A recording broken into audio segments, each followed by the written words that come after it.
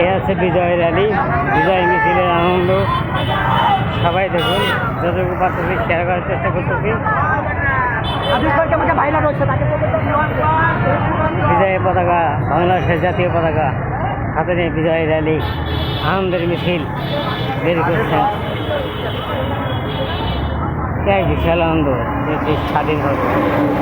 মনোজ সিরাজউদ্দিন পরাধীন, জোর পুকুরে আমাকে ধরে না, জেলখানায় আমাকে নিজেকে বন্দি করে রেখেছিল, এরকম মনে হচ্ছিল।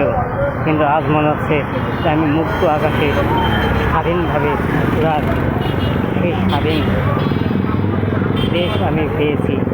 এই ছাত্র, এই জনতা সবাই একত্রিত হয়ে যদি মাঠে আজ ছাত্ররা না নামতো, তাহলে আজ হয়তো আমরা 1952 ভাষা আন্দোলনের বাংলা ভাষা আমরা পেতাম না।